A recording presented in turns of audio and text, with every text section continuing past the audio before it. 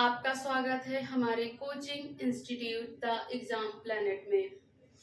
पिछली क्लास में आप सभी लोगों को हमने जो है नंबर सिस्टम के क्वेश्चन बताए हैं। अभी भी कुछ क्वेश्चन रह गए हैं, वो आज की क्लास में चलिए देखते हैं क्या है। भाज्य बराबर क्या होता है? भाज्य बराबर यहाँ पे आपका भाजक गुणे भागफल प्लस शेषफल होता है। क्या होता है? भाज्य बराबर होता है भाजक गुणे भागफल प्लस शेषफल होता है। ठीक है, ये आपका क्वेश्चन नंबर कौन सा है?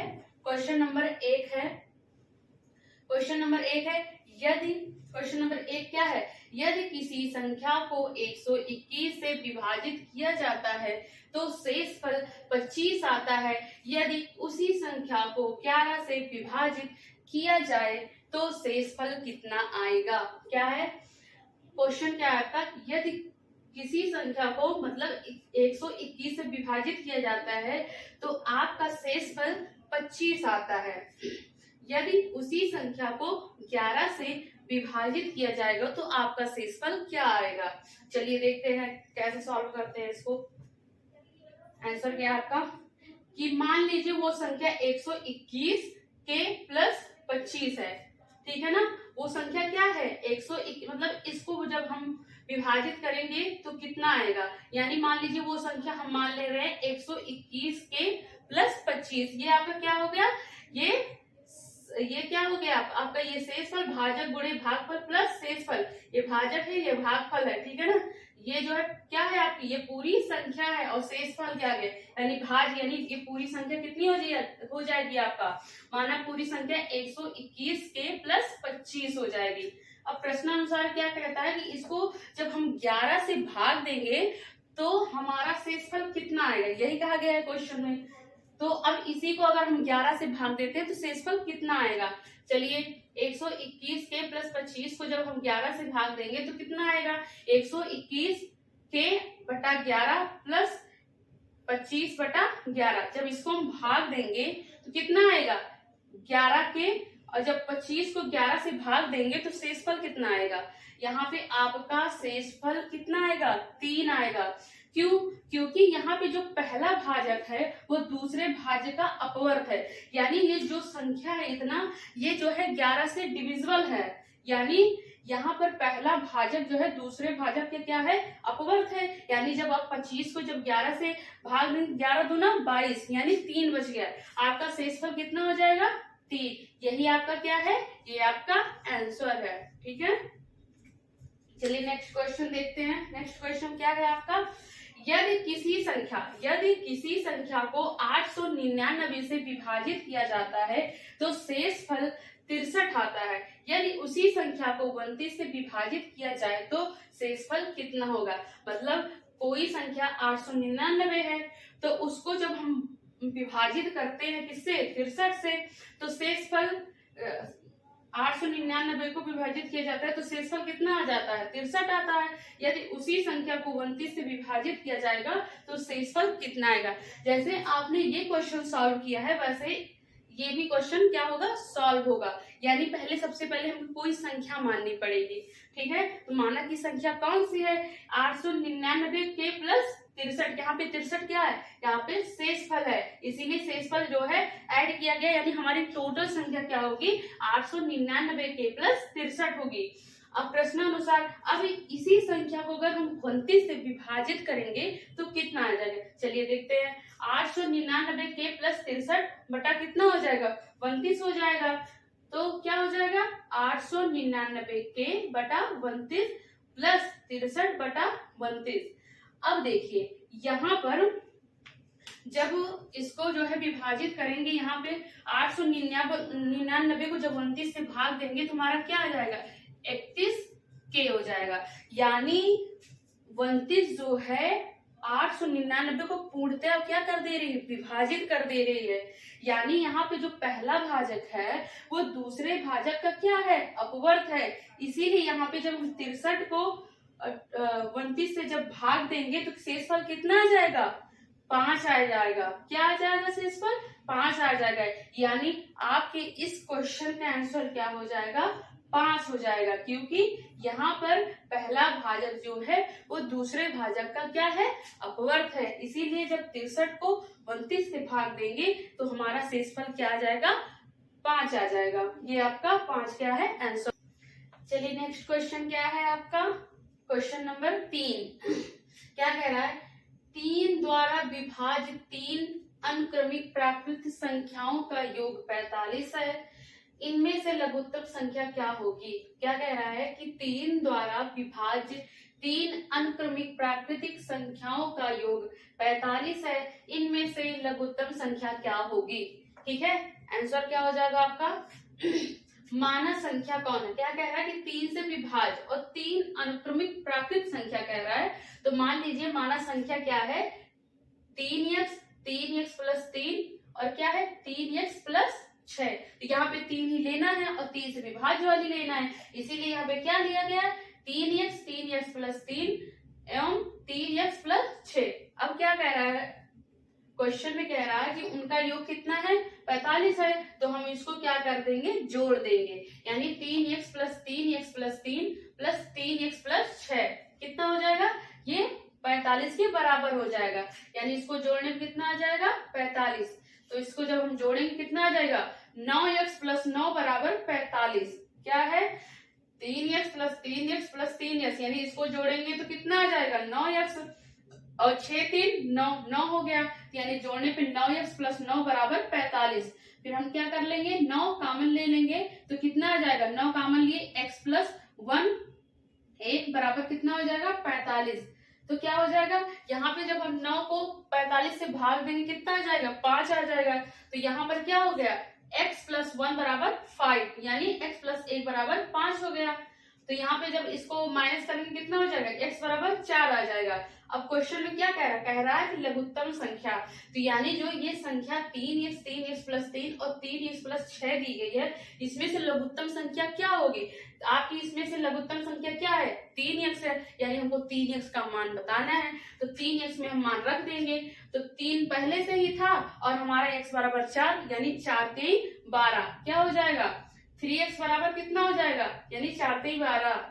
ठीक है, ये आपकी क्या हो गई, 3x लघुत्तम संख्या हो गई, ये आपका 12 क्या हो जाएगा, ये आपका आंसर हो जाएगा। ठीक है,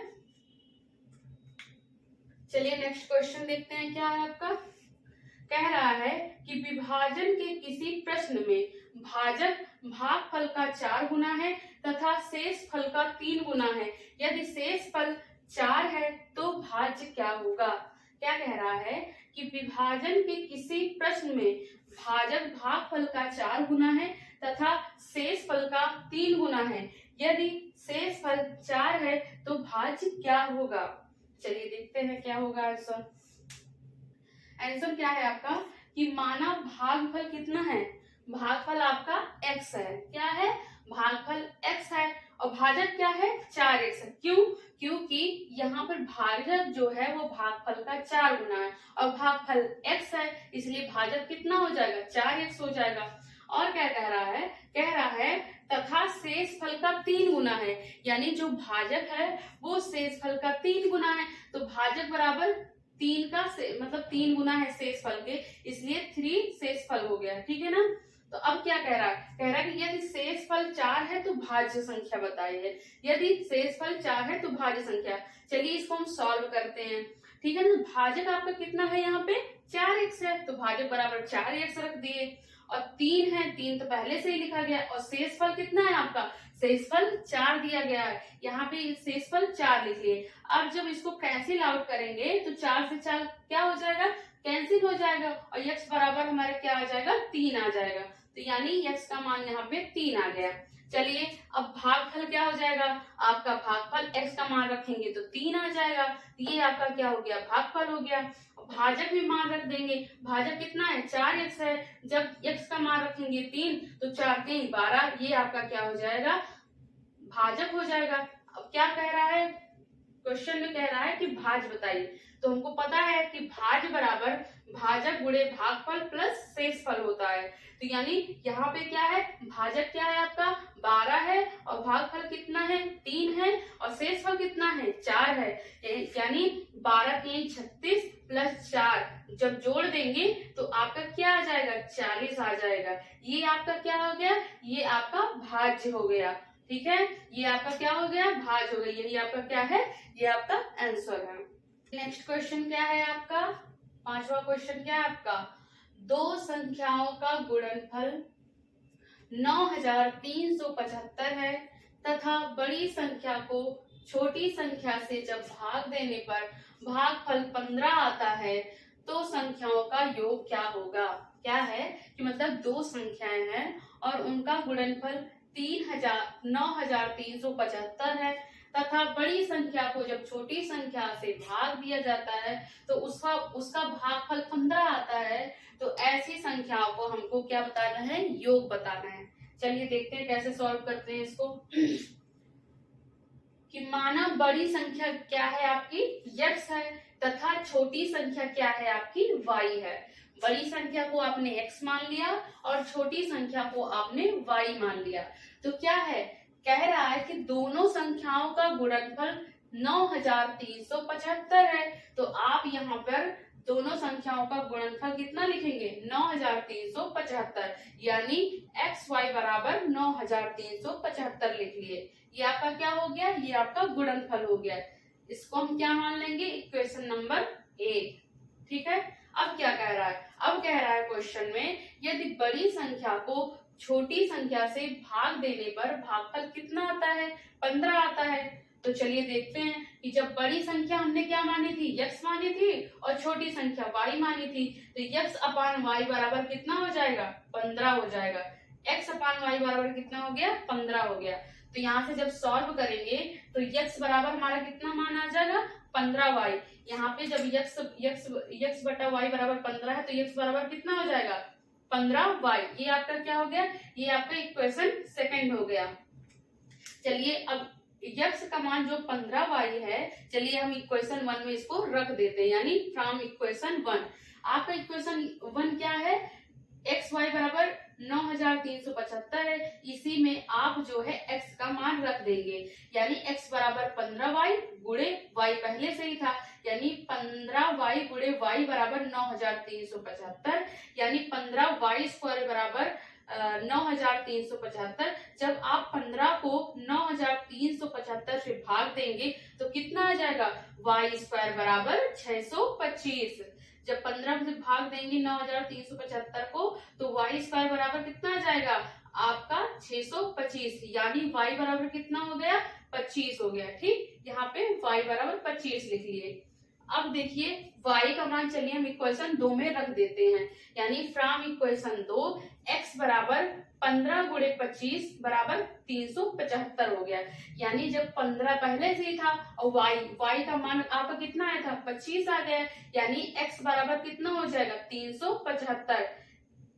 तो क्या कह रहा है क्वेश्चन में, मतलब क्वेश्चन में कह रहा है संख्याओं का योग है, अतः संख्याओं का योग कितना हो जाएगा, x प्लस वाई बराबर 375 प्लस 25 बराबर 400। x का मान कितना था आपका 375 और y का मान कितना था आपका 25, यानी जब इसको हम जोड़ेंगे कितना आ जाएगा 400। ये आपकी क्या हो गई, संख्याओं का योग हो गया।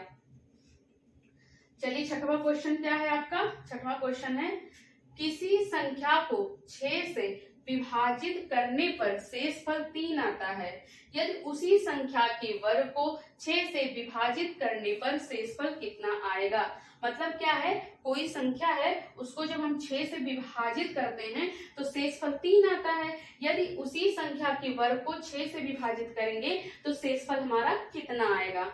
चलिए देखते हैं आंसर क्या है आपका, कि माना जो संख्या है वो n है, n बराबर क्या कह रहा है कि 6m प्लस 3, यानी 6 से विभाजित करने पर शेषफल 3 आता है, यानी संख्या क्या हो गई आपकी n बराबर 6m प्लस 3। यहाँ पर जो m है वो आपका क्या है, वो आपका भागफल है। क्या है m, यहाँ पे भागफल है, यानी आपकी संख्या n बराबर 6m प्लस 3 हो गई। अब क्या कह रहा है, अब कह रहा है कि उनका वर्ग कर दे, वर्ग करने पर जब हम 6 से विभाजित करते हैं तो शेषफल क्या आएगा।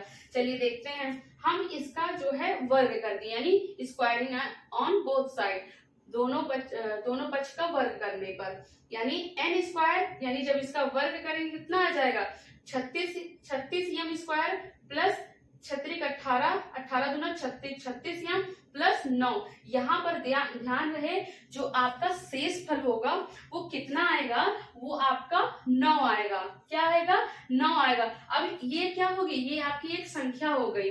अतः अब इसी संख्या को जब हम किससे भाग देंगे, 6 से भाग देंगे तो कितना आएगा। देखिए पिछले क्वेश्चन में भी यही था, जब आप संख्या माने तो जो या भाजक गुणे भागफल था वो क्या था, वो अपवर्त था पहले भाजक का, पहला भाजक दूसरे भाजक का क्या था, अपवर्त हुआ था, और जो शेष फल आपका बचा था उसी को डिवाइड किया जा रहा था। इसीलिए यहाँ पे जो 9 बचा है इसी को हम डिवाइड करेंगे। अतः 9 में जब हम 6 से भाग देने पर तो शेष फल कितना आ जाएगा, आपका शेष फल यहाँ पे 3 आ गया। यानी 9 में जब 6 से भाग देने पर शेषफल कितना आ गया, 3 आ गए। ये आपका क्या हो गया, ये आपका आंसर हो गया। क्वेश्चन के अनुसार आपका आंसर कितना आ गया, 3 आ गया। अभी और भी क्वेश्चन बाकी है, वो आपको मैं नेक्स्ट क्लास में बताऊंगी। Thank you class.